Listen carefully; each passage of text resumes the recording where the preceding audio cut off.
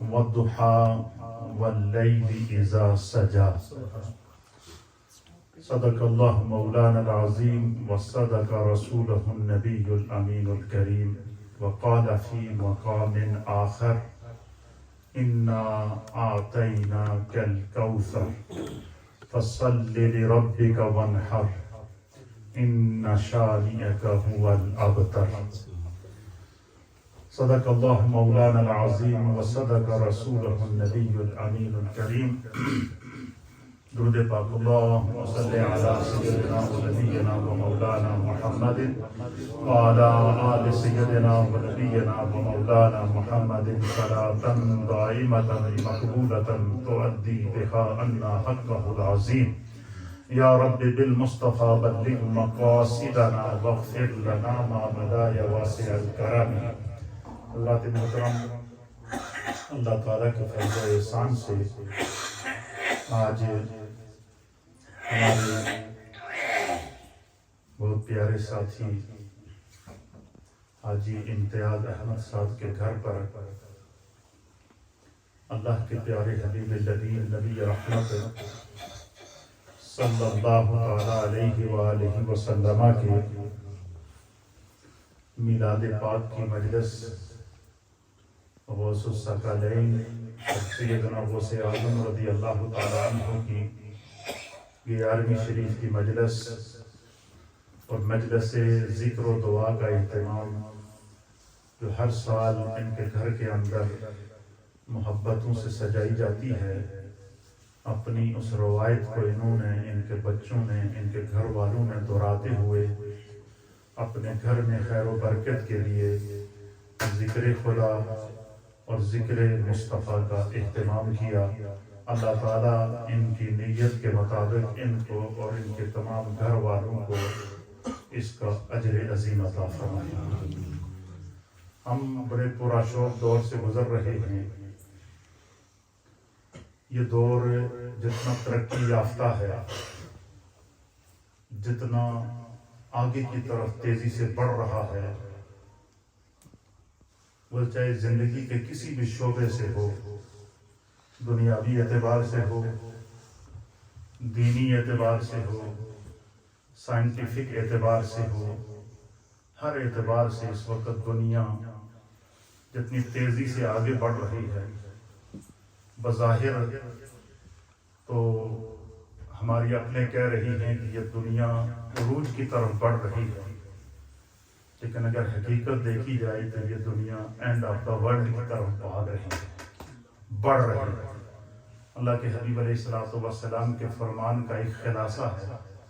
حضور علیہ السلام نے فرمایا کہ ایک قرب قیامت سے پہلے ایک زمانہ ایسا آئے گا کہ یہ زمین سانہ اگلے گی، اور آج زمین سانہ اگر رہی ہے یا کہ نہیں اگر رہی ہے؟ آج دنیا کس قدر عروج کی طرف بڑھ رہی ہے، لیکن اللہ تعالیٰ نے اور اس کے کرم اور فضل سے اللہ نے ہمیں جو دین دیا ہے یہ دین رحمت ہے۔ کیا ہے دین؟ اب جو نبی دیا ہے وہ نبی بھی نبی رحمت ہے، اور جو قرآن دیا ہے وہ قرآن بھی کلام رحمت ہے۔ اس لیے اللہ تعالیٰ کے ان انعامات کے اوپر ہمیں کسی بھی دور میں، کسی بھی حالات میں اپنے آپ کو دین سے، سنت سے اور رسول اللہ صلی اللہ تعالیٰ علیہ وسلم کی محبت سے غافل نہیں ہونا چاہیے۔ ہمارے ہاں نیکی اتنے جلدی نہیں پھیلتی جتنی برائی پھیلتی ہے، جتنا گناہ پھیلتا ہے، جتنی بدعت پھیلتی ہے، جتنی منکرات پھیلتی ہیں، جتنی بدعات پھیلتی ہیں۔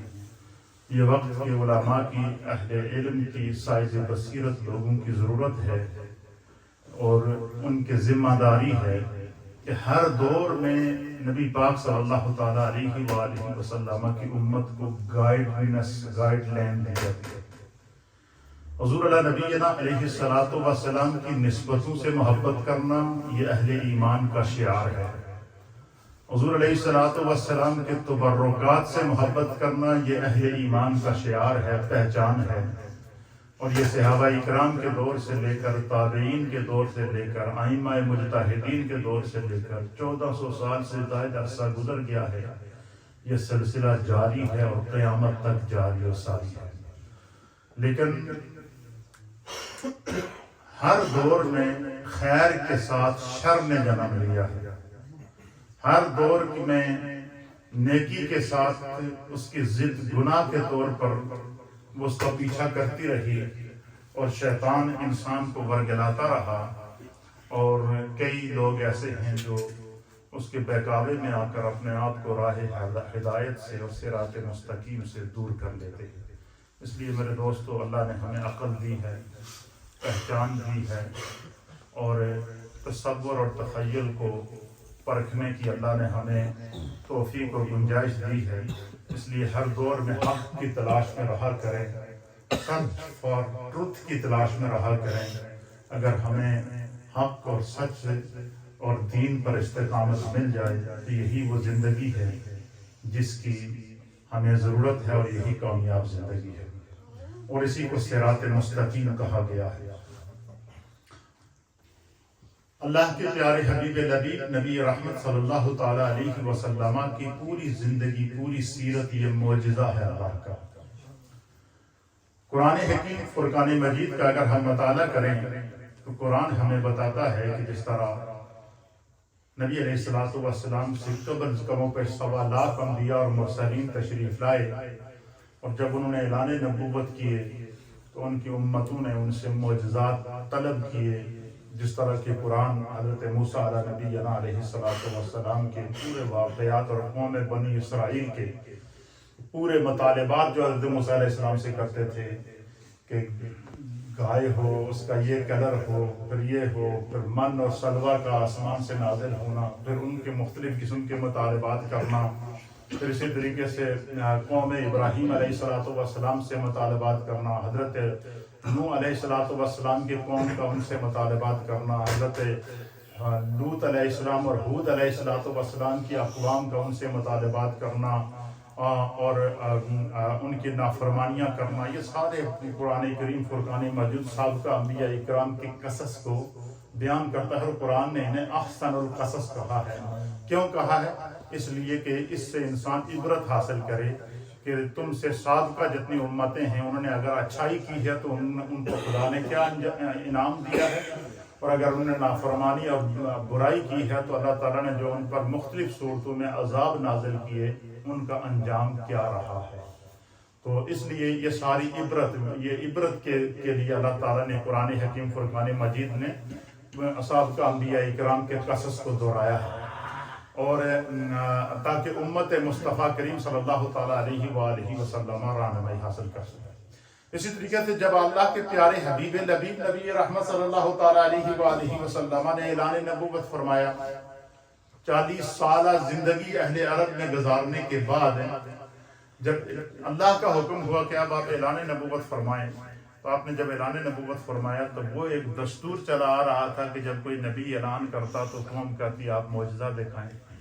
اللہ رب العالمین نے اپنے حبیب علیہ السلام سے جو ہے وہ مخاطب کر کے فرمایا کہ محبوب، جب آپ کی نبوت کے اس بات پر یہ اہل مکہ، قریش اور آپ کی امت آپ سے معجزہ طلب کرے، آپ نے صرف ان سے اتنا کہہ دینا ہے کہ میں نے تمہارے درمیان یہ جو زندگی گزاری ہے، کیسی آیت؟ فقد لبثت فیکم عمرا من قبلی افلا تعقلون. اگر آپ کی نبوت کے اس بات پر وہ آپ سے معجزہ طلب کریں تو آپ نے صرف اتنا کہنا ہے کہ فقد لبثت فیکم عمرا من قبلی، میرا تھوڑے درمیان زندگی دے 40 سال گزرے ہیں، تو میرا بچپن بھی تکیا ہے، جوانی بھی تکی ہے، 63 سالہ زندگی 40 سالہ زندگی تمہارے درمیان گزر گئی ہے، میری پوری کی پوری زندگی کتاب زندگی تمہارے سامنے ہے. فقط لبثت فیکم عمرا من قبلی، اگر تمہیں میری زندگی کے درمیان 40 سالہ زندگی جو میں نے اعلان نبوت سے پہلے تمہارے درمیان گزاری ہے، اس میں اگر تم نے کوئی نقص دیکھا ہو، کوئی عیب دیکھا ہو، کوئی ایسی بات دیکھی ہو جو معیار انسانیت سے گری ہوئی ہو تو تم بیان کرو. اور اگر بیان نہیں کر سکے، تم عقل رکھتے ہو، شعور رکھتے ہو، تم بیان کرو. تو اگر بیان نہیں کر سکتے تو سمجھ لو میری پوری کی پوری زندگی ہی معجزہ ہے. تو اللہ تعالیٰ نے نبی علیہ السلام کی پوری زندگی کو معجزہ قرار دیا. پھر حضور علیہ السلام کی پوری عمر، آپ کی پیدائش سے لے کر آپ کے وصال تک، تقریباً 63 سالہ آپ کی حیات طیبہ کا ایک ایک لمحہ، ایک ایک دن، ایک ایک رات، ایک ایک لمحہ، ایک ایک گھنٹہ اور ایک ایک منٹ اور ایک ایک سیکنڈ کو اللہ تعالیٰ نے لعمرک کہہ کر کے فرما دیا کہ اے محبوب آپ کی پوری زندگی کی قسم، پوری زندگی کی قسم. کیوں؟ اللہ تعالیٰ نے سیرت رسول کو اللہ تعالیٰ نے کائنات کے لیے ایگزامپل بنایا. مثلا اللہ نے پوری زندگی کی قسم کیوں کھائی؟ کہ اللہ تعالیٰ نے پھر دوسرے مقام پر فرمایا کہ لَقَدْ كَانَ لَكُمْ فِي رَسُولِ اللَّهِ أُسْوَةٌ حَسَنَةٌ، کہ تمہارے لیے میرے رسول کریم کی زندگی نمونہ ہے. اب حضور کی زندگی کو نمونہ بھی بنایا، لعمرک کہہ کر کے حضور کی زندگی کی قسم بھی کھائی. اس کی وجہ کیا ہے؟ ہمارے مفسرین لکھتے ہیں، امام فخر الدین رازی رحمۃ اللہ علیہ اور دیگر مفسرین نے لکھا ہے کہ اللہ تعالیٰ نے حضور علیہ السلام کو جو زندگی عطا فرمائی تھی وہ کامل تھی، وہ اکمل تھی، وہ مکمل تھی. اس زندگی میں کسی بھی قسم کی کوئی کمی، کوئی کجی نہیں تھی. کیوں؟ اسی زندگی کو اللہ تعالیٰ نے قیامت تک کے لیے ایگزامپل بنانا تھا. اس لیے اللہ تعالیٰ نے محبوب کی عمر کی قسم کھائی، آپ کی زندگی کو ایگزامپل بنایا. اس کی چند مثالیں میں آپ کی خدمت میں پیش کرتا ہوں. مثلا حضرت عیسیٰ علیہ نبینا علیہ السلام اللہ کے بہت بڑے جلیل القدر نبی ہیں، اور اللہ نے ان کو معجزات عطا فرمائے، کمالات عطا فرمائے. بغیر باپ کے اللہ نے ان کو دنیا میں پیدا فرمایا، اور زندہ اللہ نے ان کو آسمانوں کے اوپر اٹھا دیا. جس وقت آپ آسمانوں کو اٹھائے گئے تو آپ کی روایات کے مطابق جو عمر مبارک تھی وہ 35 ایئر تھی. کتنی؟ 35 سال کی عمر میں اللہ نے آپ کو کیا کیا؟ آسمانوں پر اٹھایا. حضرت عیسیٰ علیہ السلام کی زندگی کا اگر کوئی حوالہ دے، کوئی ایگزامپل پیش کرے تو حضرت سیدنا عیسیٰ علیہ نبینا علیہ السلام نے اپنی زندگی میں شادی نہیں کی تھی. کیا نہیں کی تھی؟ آپ کے بچے اولاد نہیں تھی، یہ خدا کی حکمت تھی. تو اب اگر مثلا کوئی بندہ شادی شدہ انسان اپنے نبی کی زندگی کے اندر کوئی شادی کا ایگزامپل تلاش کرنا چاہے تو عیسیٰ علیہ السلام کی زندگی میں یہ پہلو آپ کو نہیں ملے گا. خدا کی اس میں حکمت تھی. اسی طریقے سے حضرت سلیمان علیہ السلام اور حضرت داؤد علیہ السلام، یہ اللہ کے دو جلیل القدر پیغمبر تھے. حضرت داؤد یہ حضرت سلیمان علیہ السلام کے والد ہیں، اور سلیمان علیہ السلام حضرت داؤد علیہ السلام کے بیٹے ہیں. اللہ تعالیٰ نے ان دونوں نبیوں کو شاہی زندگی عطا فرمائی. شاہی زندگی سے مراد کیا ہے؟ کہ اللہ تعالیٰ نے ان کو اقتدار عطا فرمایا، پوری دنیا کی بادشاہت عطا فرمائی. حتیٰ کہ یہاں تک کہ اللہ تعالیٰ نے حضرت سلیمان علیہ السلام کو انسانوں پر حکومت عطا فرمائی. حضرت سلیمان علیہ السلام کو اللہ نے جنوں پر حکومت عطا فرمائی. حضرت سلیمان علیہ السلام کو اللہ نے جانوروں پر حکومت عطا فرمائی. حضرت سلیمان علیہ السلام کو اللہ نے پرندوں پر حکومت عطا فرمائی. وہ پرندوں کی بولیاں بولتے تھے، پرندوں سے باتیں کرتے تھے. یہ خدا نے ان کو معجزہ عطا فرمایا. یہاں تک کہ جس وقت حضرت داؤد علیہ السلام کا انتقال ہوا، قرآن کریم میں امام فخر الدین رازی نے حضرت داؤد علیہ السلام کا جہاں ذکر ہے اس تفسیر کے اندر اس کو نقل فرمایا ہے کہ جس وقت داؤد علیہ السلام کا وصال ہوا نا، تو اس وقت اتنی شدید گرمی تھی کہ ہوا جب چل رہی تھی نا، ہوا نے بھی چلنا، وہ ہوا چلنا بھی بند ہو گئی تھی. ایک حبس کی کیفیت تھی، لوگ تڑپ رہے تھے زمین کے اوپر. ایک بڑی عجیب و غریب کیفیت تھی، اور کہیں بھی سایہ نہیں تھا، دھوپ اپنے عروج پر تھی. تو حضرت سلیمان علیہ السلام علیہ کو اس وقت جوانی کی عمر تھی، اور حضرت داؤد علیہ السلام نے اللہ سے دعا مانگ کر ان کو لیا تھا کہ اللہ تو نے مجھے پوری دنیا کا اقتدار بھی دے دیا، اختیار بھی دے دیا، اب مجھے کوئی ایسا نیک بیٹا بھی عطا فرما کہ یہ امانت میں اس کو تفویض کر دوں. تو اللہ نے حضرت سلیمان علیہ السلام عطا فرمایا. جب حضرت سلیمان علیہ السلام کی آواز اتنی پیاری تھی نا کہ جب آپ نے اللہ کے نازل کردہ کلام کو تلاوت کرتے تھے نا تو مفسرین نے لکھا کہ پرندے جب اڑتے ہوئے نا وہیں پر رک جاتے تھے. اسی لیے کسی آدمی کی آواز اچھی ہو تو ہم اس کو کہتے ہیں کہ خدا نے اس کو لحن داؤدی عطا فرمایا. لحن داؤدی کا مطلب ہے کہ داؤد علیہ السلام کی آواز. تو حضرت داؤد علیہ السلام جب تلاوت کرتے تھے، ان پر کتاب نازل ہوئی تو اس کی جب تلاوت کرتے تھے تو وہ کیا کرتے تھے، پرندے بھی رک جاتے تھے، بالکل جام ہو جاتے تھے، جنات رک جاتے تھے، انسان رک جاتے تھے، جانور رک جاتے تھے، اور وہ بھی ہماتن گوش ہو کر ان کی آواز کو سنتے تھے. جب ان کا وصال ہوا دھوپ عروج پر، گرمی اپنے عروج پر، اور کہیں بھی سایہ نظر نہیں آ رہا تھا، تو حضرت سلیمان علیہ السلام باہر آئے تو انہوں نے آ کر اعلان کیا، یا ایھا الطیور، اے دنیا جہان کے پرندوں میری طرف متوجہ ہو جاؤ. پرندوں کو آواز دی، برڈز جن کو کہتے ہیں انگلش کے اندر. ان پرندوں کو کیا کی آواز دی کہ میری طرف متوجہ ہو جاؤ. امام فخر الدین رازی رحمۃ اللہ علیہ تفسیر کبیر میں لکھتے ہیں کہ بس اتنا حضرت سلیمان علیہ السلام کا کہنا تھا کہ یا ایھا الطیور، اے دنیا جہان کے پرندوں ذرا ادھر آؤ. کہتے ہیں کہ روئے زمین کے جو پرندے تھے نا، ان نے اڑ کر حضرت سلیمان علیہ السلام کے گھر کی طرف رخ کر دیا. جب رخ کیا تو حضرت سلیمان علیہ السلام نے ان پرندوں کو حکم دیا کہ اپنے پیروں کو پھیلا کر حد نگاہ تک پیروں کو پھیلا کر پر کے ساتھ پیر ملا کر اس زمین پر سایہ کرو، جیسے شامیانے کا سایہ ہوتا ہے. تو وہ پرندے لاکھوں کی تعداد میں، کروڑوں کی تعداد میں، اربوں کی تعداد میں آئے، اور وہ پرندے اس طریقے سے اپنے پیروں کو پھیلائے ہوتے ایسے، ایک پر سے دوسرے پرندے کا پر ملا ہوا، اس کے ساتھ دوسرے پرندے کا پر ملا ہوا، اس کے ساتھ تیسرے پرندے کا پر ملا ہوا.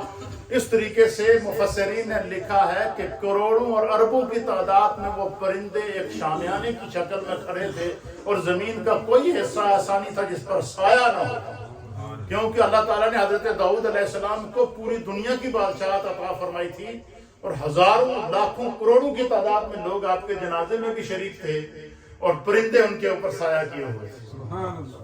یہ اللہ تعالیٰ نے حضرت سلیمان علیہ السلام کو معجزات عطا فرمائے. اسی طریقے سے یہ جو سلیمان علیہ السلام اور داؤد علیہ السلام کی زندگی ہے نا، اس کو ہمارے مفسرین نے لکھا کہ انہوں نے شاہی زندگی گزاری ہے. کیسی؟ بادشاہی زندگی، اقتدار کی زندگی، اختیار کی زندگی. جانور بھی تابع تھے، پرند بھی تابع تھے. آپ نے جو اپنی کابینہ بنائی ہوئی تھی نا، اللہ نے پوری دنیا کی حکومت دی تھی، تو آپ نے چونکہ اللہ تعالیٰ نے سے آپ نے مانگ کر لی تھی، اور پھر دعا کی تھی کہ اللہ یہ جو تم نے میں نے اقتدار دیا نا، یہ میرے علاوہ کسی اور کو نہیں دینا، اس میں مجھے وقرہ ہی رکھی. پھر ایک دفعہ حدیث کے اندر آتا ہے کہ ایک جن نے ایک دفعہ مدینہ طیبہ میں سرکار دو عالم صلی اللہ علیہ وسلم پر ایک شیطان جن نے حملہ کر دیا. جن نے حملہ کیا تو حضور اللہ نبی علیہ السلام نے اس کو پکڑ لیا. پکڑنے کے بعد اس کو مسجد نبوی کے ستون کے ساتھ باندھ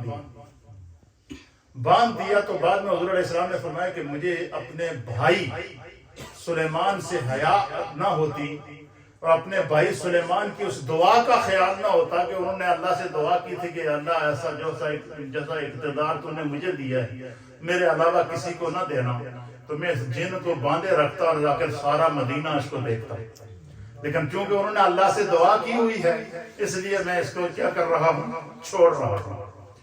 تو حضرت سیدنا سلیمان علیہ السلام کی اور داؤد علیہ السلام کی شاہی زندگی ہے. اس زندگی کے اندر آپ کو فقر کا نمونہ نہیں ملے گا، تنگی کا نمونہ نہیں ملے گا. کیوں؟ ان کو اللہ نے پیدا ہی بادشاہ کے طور پر کیا تھا، کائنات کی بادشاہت عطا فرمائی تھی. اور اس کے علاوہ آپ نبی علیہ السلام کی زندگی دیکھیں کہ جہاں پر اللہ تعالیٰ نے میرے محبوب کو دنیا اور ما فیہا کی کائنات کا سلطان بنایا ہے، دنیا کا بھی سلطان بنایا ہے، آخرت کا بھی سلطان بنایا ہے. میرے محبوب کو وجہ تخلیق کائنات بنایا ہے. وہاں پر اگر ایک طرف حضور علیہ السلام فرماتے کہ اللہ تعالیٰ نے جبریل کے ذریعے مجھے زمین کے تمام خزانوں کی کنجیاں عطا فرمائی، تمام خزانوں کی چابیاں مجھے عطا فرمائی. حضور نے فرمایا کہ اگر میں ان دو پہاڑوں کو کہوں کہ سانے کے بن جاؤ تو اسی وقت سانے کے ہو جائیں.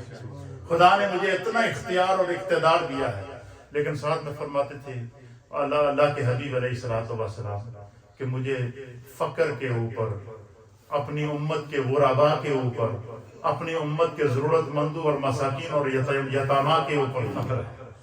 मैं फकर को अपना फख्र समझता हूँ। इसी तरीके से अल्लाह के हबीब अलैहिस्सलाम की जिंदगी अगर फकर के तौर पर देखें, कोई अगर गरीब आदमी है, जरूरतमंद है, मुश्किल से गुजारा करता है, उससे अगर पूछो कि यार तुझे जिंदगी में क्यों लज्जत मिलती है, तो वो भी जवाब देगा कि मैं सरकार की सुन्नत अदा कर रहा हूँ। क्यों? उसने कहा कि वो जवाब ये देगा कि हमने अपने नबी को अपने नबी की सीरत में ये जलवा देखा है कि आप अपने पेट पर पत्थर बांधकर गुजारा किया करते थे। अगर एक मजदूर को देखेंगे, वो दिन रात जो क्या करता है, जमीन को खुदाई करता है, दिन रात मेहनत करता है, उससे पूछोगे तो वो भी कहेगा कि मैं सरकार दो आलम सल्लल्लाहु अलैहि वसल्लम की खंदक खोदने की सुन्नत अदा कर रहा हूं।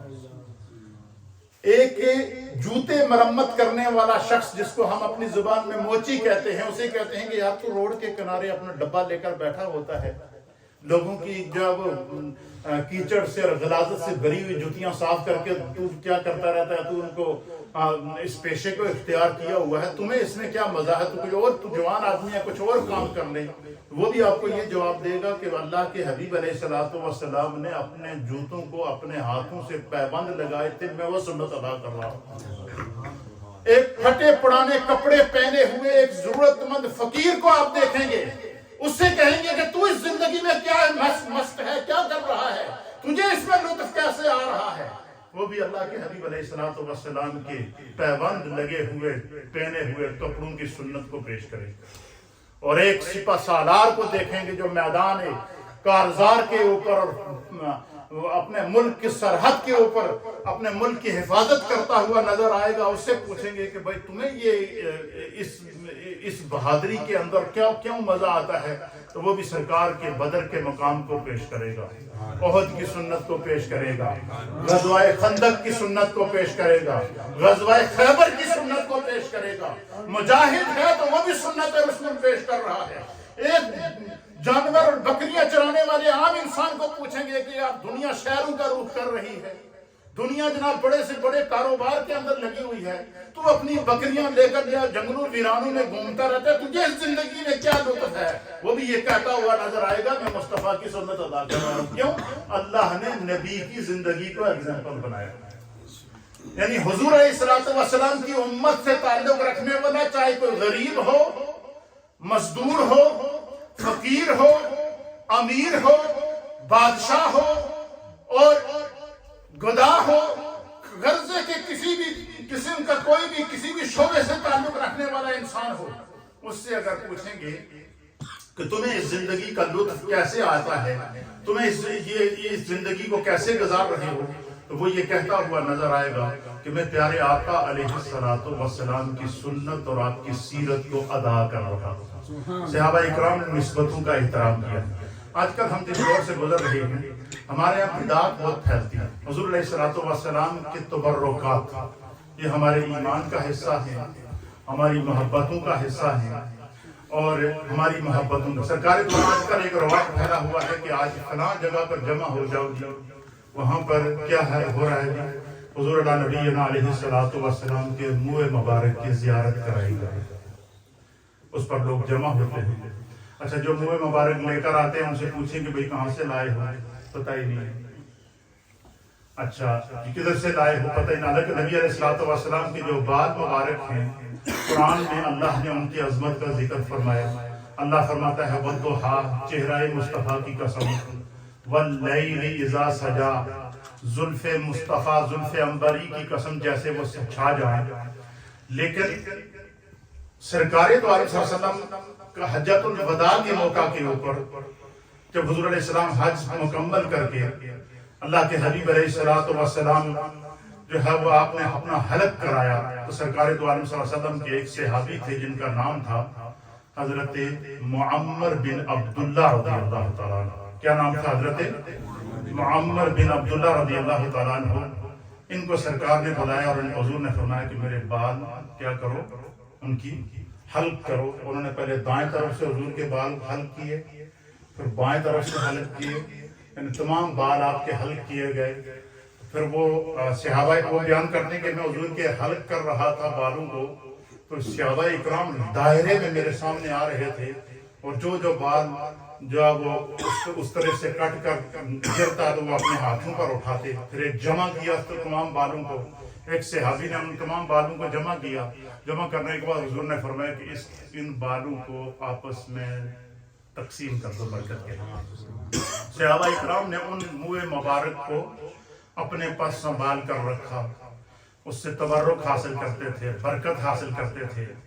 اور پھر ان میں سے ایک حضرت خالد بن ولید رضی اللہ تعالیٰ عنہ کے بارے میں روایات کے اندر آتا ہے کہ انہوں نے نبی علیہ السلام کا ایک بال مبارک اپنی ٹوپی کے اندر بطور تعویذ سی کے رکھا ہوتا تھا، اور جس غزوے کے اندر وہ جاتے تھے، جس جنگ کے اندر وہ جاتے تھے، وہ ٹوپی پہن کے جاتے تھے اور دشمنوں کو کیا کرتے تھے؟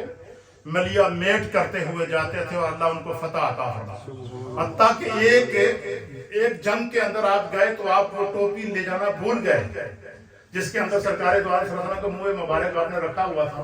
تو آپ دشمنوں کے نرغے میں آ گئے. آپ کی اہلیہ کو پتہ چلا کہ خالد بن ولید دشمنوں کے نرغے میں ہیں، تو وہ آپ کی اہلیہ نے جو ہے وہ ٹوپی آپ کو وہاں بھجوائی، اور آپ نے وہ ٹوپی پہنی، اور پھر اللہ نے آپ کو فتح عطا فرما دی. پھر اسی طریقے سے حضرت انس بن مالک رضی اللہ تعالیٰ عنہ کہتے ہیں کہ سرکار دو عالم صلی اللہ علیہ وسلم ہمارے گھر میں آپ آرام فرما تھے، اور آپ چٹائی کے اوپر سو رہے تھے، تو آپ کے پیشانی سے پسینہ مبارک نکل رہا تھا. تو آپ فرماتے کہ میری والدہ ماجدہ نے سرکار دو عالم صلی اللہ علیہ وسلم کو اس پسینے مبارک کو ایک شیشی کے اندر بند کیا، اور ہم اس کو عطر کے طور پر استعمال کرتے تھے. صحابہ اکرام نے اس کو استعمال کیا. اسی طریقے سے سرکار دو عالم صلی اللہ تعالیٰ علیہ وسلم کی احادیث مبارکہ، یعنی سرکار کی احادیث کو بیان کرنے کے لیے ہمارے فقہا نے، ہمارے محدثین نے، ہمارے ائمہ دین متین نے باقاعدہ ایک کرائٹیریا مقرر کیا ہے. اس کے اوپر باقاعدہ اصول حدیث کے اصول اور قوانین وضع کیے ہیں، تاکہ کوئی بھی ایسی بات سرکار کی طرف منسوب نہ کی جا سکے جو سرکار کی طرف سے نہ کی گئی ہو. یہی وجہ ہے کہ حضور نبی علیہ السلام نے فرمایا کہ من کذب علی متعمدا فلیلد النار. حضور نے فرمایا کہ جس نے میرے اوپر کوئی ایسی بات منسوب کی جو جھوٹ ہو، جس کا مجھ سے تعلق نہ ہو، اور اس نے یہ کہا ہو کہ یہ رسول اللہ نے کہا ہے، یا اس کی نسبت رسول اللہ کی طرف ہے اور اس کی نسبت میری طرف نہ ہو، حضور نے فرمایا کہ اسے چاہیے کہ وہ اپنا ٹھکانہ جہنم میں بنا دے.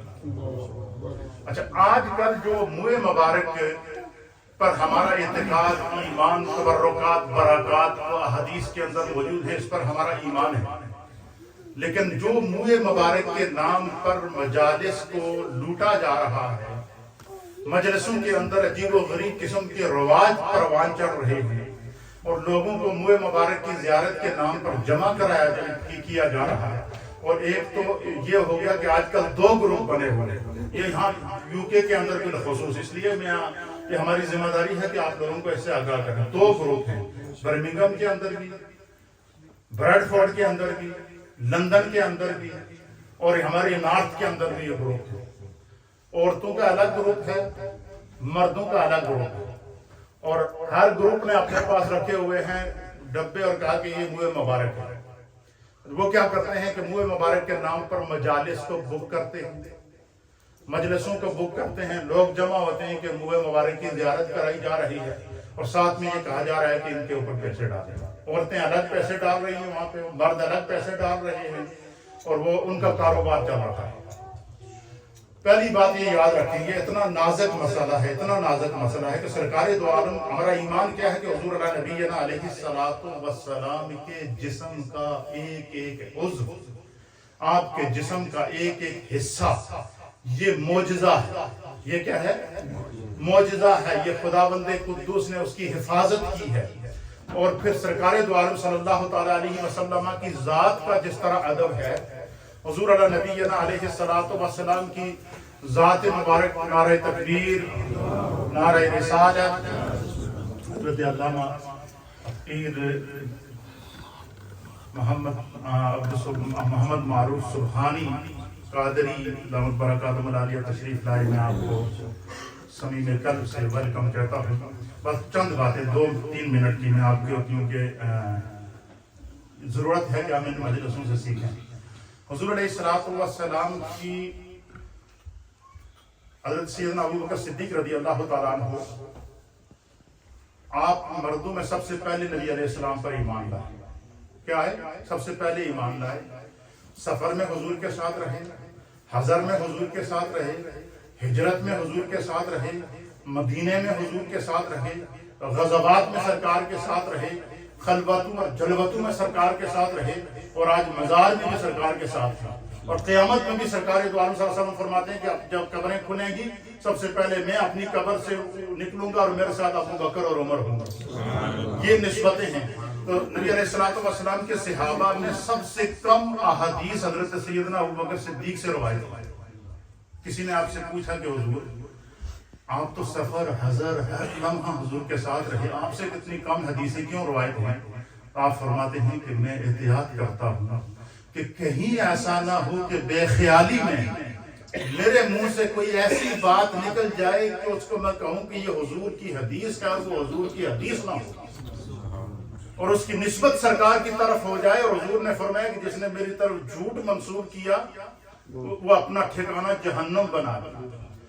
جس طریقے سے آج کل یہ منہ مبارک کے گروپ بنے ہوئے ہیں، عورتوں کا الگ گروپ ہے، مردوں کا الگ گروپ ہے، اس کے اوپر لوگوں کو جمع کر رہے ہیں کہ منہ مبارک کی زیارت کرائی جائے گی، وہ اس کو رکھتے ہیں سامنے، لوگ آتے ہیں محبت میں زیارت کرتے ہیں، پھر یہ کہا جاتا ہے کہ اس پر پیسے ڈالیں۔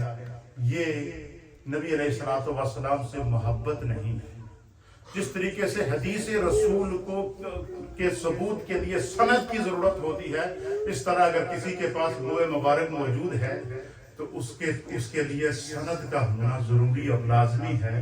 اگر کسی نے، میں ایک جگہ گیا ہوں، ایک صاحب مجھے لے کر گئے، لیکن میرے پاس ہے، میں نام نہیں بتاؤں گا، یہاں گولڈن میں ہی ہے، کہ میرے پاس بہت سارے تبرکات ہیں تو میں آپ کو زیارت کرانا چاہتا ہوں۔ مجھے لے گئے ساتھ، میں نے دیکھا کہ اتنا بڑا کمرہ ہے، اس کمرے کے اندر پوری آلماریاں بنی ہوئی ہیں، اور ان آلماریوں کے اندر کوئی 50-60 قسم کے منہ مبارک رکھے ہیں، مختلف تبرکات رکھے ہیں۔ ایک لائن اس نے بنائی ہوئی ہے، اس نے کہا جی 15 کے قریب منہ مبارک تھے، پھر اس نے کہا جی کہ یہ حضرت امام حسین کے منہ مبارک تھے، پھر ایک اس نے رکھے ہوئی کہ حضرت امام علی اصغر کے منہ مبارک تھے۔ اچھا، پھر اسی طریقے سے کوئی ایسا بزرگ نہیں ہے جس کے منہ مبارک کا اس نے تختی نہ لگائی ہوئی ہے وہاں پہ۔ میں نے اسے پوچھا کہ بھائی تو اتنے کہاں سے لایا ہے؟ پھر میں نے اسے کہا یار میں تم سے ایک سوال کرتا ہوں کہ کربلا میں تو امام علی مقام امام حسین رضی اللہ تعالیٰ عنہ کو جس بے دردی سے شہید کیا گیا، ان کے سر کو تو ان کے تن سے جدا کر دیا گیا، تیرے پاس یہ اتنے منہ مبارک کہاں سے آ گیا؟ اس کے پاس کوئی جواب نہیں تھا۔ مجھے فلانے ہندوستان سے کوئی بزرگ آئے تھے تو اس نے یہ اتنے بال دے دیے، فلانے جگہ آئے سے اس نے اتنے بال دے دیے، فلانی جگہ آئے تھے، یعنی اتنی ڈٹائی ہے کہ یہ پتہ ہی نہیں ہے۔ ٹھیک ہے، ہم نسبتوں پر جمع ہو جاتے ہیں، محبتوں میں جمع ہو جاتے ہیں، لیکن آپ مجھے بتائیں کہ اگر کوئی شخص یہ کہے کہ یہ منہ مبارک نبی علیہ السلام کا ہے، اور حقیقت میں وہ اگر منہ مبارک نہ ہو، تو ہم سرکار دو عالم صلی اللہ علیہ وسلم کی طرف اس بات کو منسوب کر رہے ہیں جو حضور کی، جس کا تعلق حضور سے نہیں ہے۔ یہ کتنا بڑا نازک مسئلہ ہے، آپ اندازہ لگائیں۔ اس لیے اللہ تعالی ہمیں ہدایت عطا فرمائے۔ تبرکات کے مسلمات اپنی جگہ، ان کی برکات اپنی جگہ ہیں، لیکن ان کو مس یوز کرنا، اللہ تعالیٰ تو قرآن میں فرماتا ہے وَلَا تَشْتَرُوا بِآيَاتِ ثَمَنًا قَلِيلًا، اللہ کی آیات کو جو ہے وہ کم داموں کے اندر ان کی قیمت نہ لگاؤ۔ تو ہم سرکار دو عالم صلی اللہ علیہ وسلم سے نسبتوں کو ان کو ٹھیکے پر بک کریں، یہ کیا ہماری محبت ہے؟ یہ رسول اللہ سے محبت کا کوئی وہ چیز ہے؟ اللہ تعالیٰ ہمیں اس طرح کی آزمائشوں سے محفوظ رکھے۔ حضور کا ایک جسم کا حصہ وہ اللہ کی آیات میں سے ایک آیات ہے۔ صحابہ اکرام نے سرکار کے تبرکات سے خود بھی برکات حاصل کی ہیں، لیکن اس طرح کی مجالس کر کے، پھر اس طرح کے جعلی قسم کے جو ہے وہ پروگرام اور چیزوں کا اہتمام کر کے اگر کوئی کرتا ہے تو وہ اس کی ذمہ داری ہے، اور وہ یہ اس کا بہت بڑا گناہ ہے۔ حضور نے فرمایا کہ جس نے میری طرف کوئی چیز منسوب کی جس کا تعلق مجھ سے نہیں ہے، اور اس نے میری طرف منسوب کی، اس نے مجھ پر جھوٹ باندھا ہے، اور جو اللہ کے حبیب علیہ السلام پر جھوٹ باندھے، اللہ تعالیٰ ہمیں ایسی چیزوں سے محفوظ رکھے، اور ان چیزوں کو سمجھنے کی ضرورت ہے۔ اور پھر جو بھی مجلس ہو، اس مجلس میں ہمیں چاہیے کہ ہم جب بیٹھیں تو اللہ اور اس کے رسول کے ذکر، آپ کی تعلیمات اور آپ کے افکار کو ہم جو ہے وہ ان پر عمل کر کے اپنی زندگی کو گزاریں۔ حضور علیہ السلام نے 5 وقت کی نماز پڑھنے کا حکم دیا ہے، ہماری نماز کی طرف توجہ ہی نہیں ہے۔ اور حضور علیہ السلام نے سنت اور سیرت پر عمل کرنے کا حکم دیا ہے، احکام اور فرائض پر عمل کرنے کا حکم دیا ہے۔ اس پر اگر ہم عمل نہ کریں، یہ کتنی بڑی جو ہے وہ بدقسمتی ہے۔ اس لیے دوستو، نبی کی سیرت کو اپنانے کی ضرورت ہے، نبی علیہ السلام کے اخلاق اور احکام کو اپنانے کی ضرورت ہے۔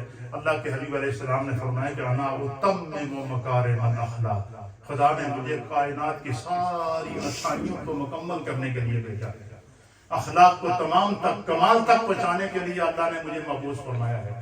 اللہ فرماتا ہے کہ الیوم اکملت لکم دینکم واتممت علیکم نعمتی ورضیت لکم الاسلام دینا، کہ اللہ نے محبوب کے وجود پر دین کو مکمل کر دیا، نعمتوں کو مکمل کر دیا، اور انعامات اور اکرامات کو محبوب کی ذات پر مکمل کر دیا۔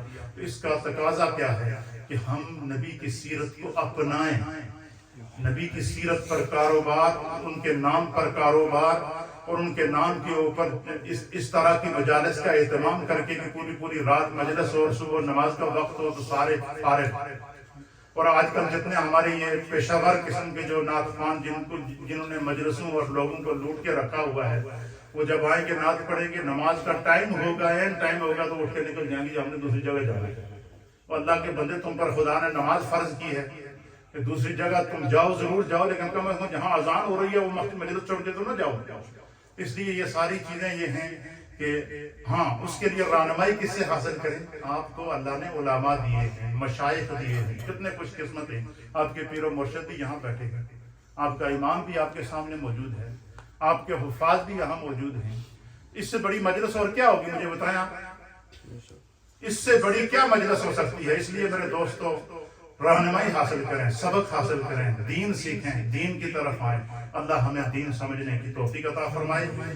اگر کسی کے پاس کوئی ایسا منہ مبارک جس کو وہ مجلسوں میں بک کرتا ہے، اس کو پتہ ہی نہیں ہے کہ یہ ہے بھی یا کہ نہیں، تو بارے ثبوت اس کے ذمہ ہے، اس کے ذمہ ہے بارے ثبوت۔ اور حضور نے فرمایا کہ میری طرف کسی نے ایسی بات منسوخ کی، یہ نہیں، اتنی کوئی بندہ جرت کیسے کر سکتا ہے کہ حضور نے، اس لیے علماء اور محدثین نے فرمایا کہ جب تم انبیاء اکرام کا نام لو تو یہ کہا کرو کہ کم و پیش 1.25 لاکھ انبیاء و مرسلین، کتنے؟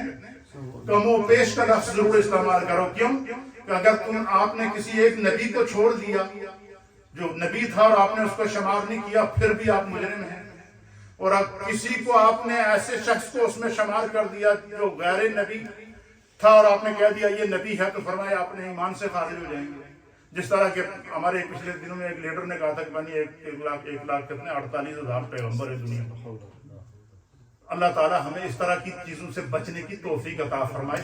جب اتنی احتیاط ہمارے علماء نے بتائی ہے کہ جب انبیاء کا نام لو تو کہو کم و پیش 1.25 لاکھ انبیاء اور مرسلین، اور ہم جگہ جگہ کہتے پھریں کہ یہ نبی علیہ السلام کا بال ہے، یہ آپ کا منہ مبارک ہے، اور پتہ ہی نہ ہو، اور اگر حقیقت میں وہ منہ مبارک نہ ہو تو ہم اس چیز کی نسبت وجود مصطفیٰ کی طرف کر رہے ہیں جس کا وجود مصطفیٰ سے تعلق ہی نہیں ہے۔ یہ کتنی بڑی جو ہے وہ ڈٹائی ہے اور کتنی بڑی جو ہے وہ جرت ہے۔ اللہ تعالیٰ ان تمام بدعات سے، منکرات سے ہمیں محفوظ فرمائے۔ حضور علیہ السلام کے منہ مبارک، آپ کا سر مبارک، آپ کے ہاتھ مبارک، آپ کے سینہ مبارک، آپ کے جسم کے ایک ایک عضو کو جو ہے وہ ہمارے صحابہ کرام نے نہ صرف محفوظ کر کے بیان کیا ہے بلکہ اس کا ادب بھی بیان کیا ہے۔ حضرت امیر معاویہ رضی اللہ تعالیٰ عنہ کے پاس سرکار دو عالم صلی اللہ علیہ وسلم کے پاؤں کا ناخن تھا۔ آپ نے وصیت کی کہ جس وقت مجھے دفن کیا جائے تو میری آنکھوں کی پتلیوں پہ رکھا جائے۔